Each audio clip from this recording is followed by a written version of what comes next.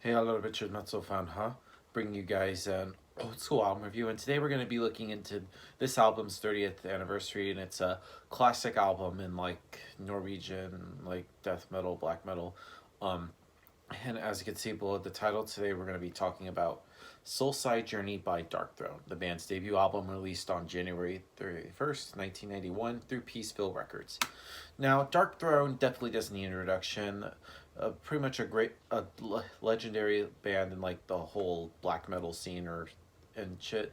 But it was and they formed in 1986 in Bolton, which is actually a little town south of like Oslo in Norway. And this album compared to like all the stuff after this, like Transylvanian Hunger and shit, this album is just they were just a death metal band, and they were originally actually called Black Death, which I thought was a really great name.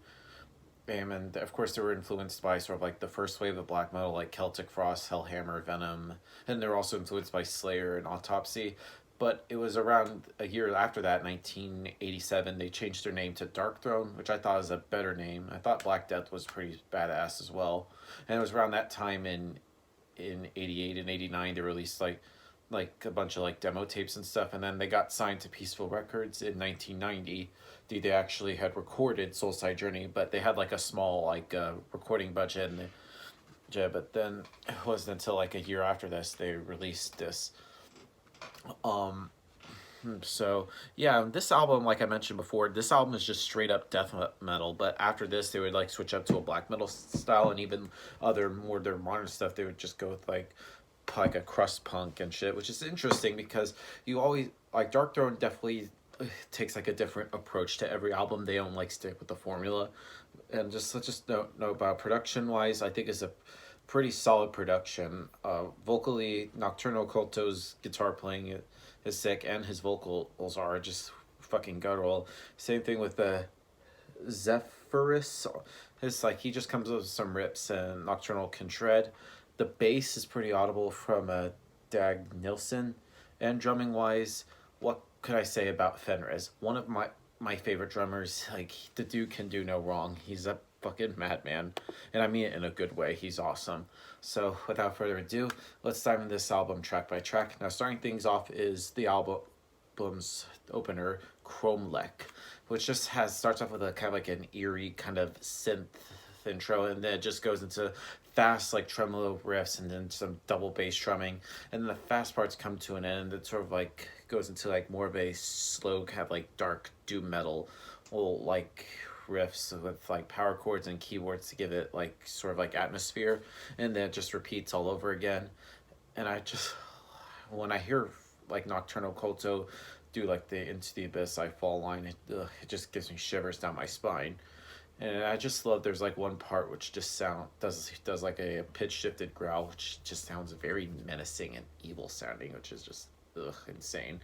Anyway, moving on to the next song on the album, which is called Sunrise Overlooked Mortis, which just very creepy sounding, and I love like around a minute there's like a really sick riff, which kind of reminds me of something off of like Leprosy by Death. It's another sick song.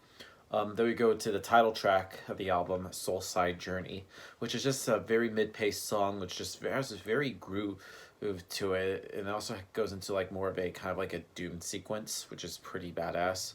And then we go into Accumulation of Generalization, which this song pretty much is a straight up instrumental with no lyrics, but there's like a few little like cool pitch shifted vocals here and there, so it's mostly instrumental, although there's some a little bit vocal parts in there, which is interesting.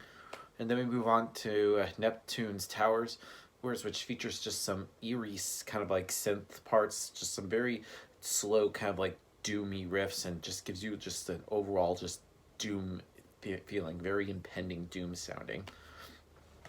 And then we move on to Sempiternal Cephal Carlauti. I'm probably fucked that up. But his just has some really great chords and some great melodies, and one of the most classic riffs on this album, and about like 20 seconds in, and then I just love it. It's just a fucking sick song. Then we move on to Grave with a View, which the lyrics in here are just brutal, and it just feels like a like a scenario of like spitting into the mouth of the priest and killing him as like revenge.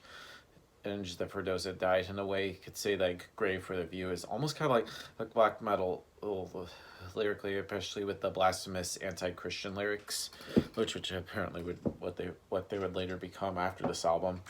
And then we move on to Iconoclasm Sweeps Cappadocia, yeah, which features some really great fast rhythms, just some epic and like sweeping, kind of like melodic death parts that just break down in just some really just very cryptic sounding doom parts. Nor the Silent Whispers.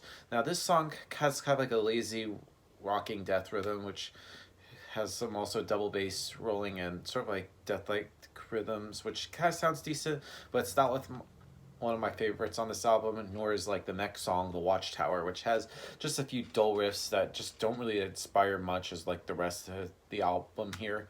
And then we close with the song Eon.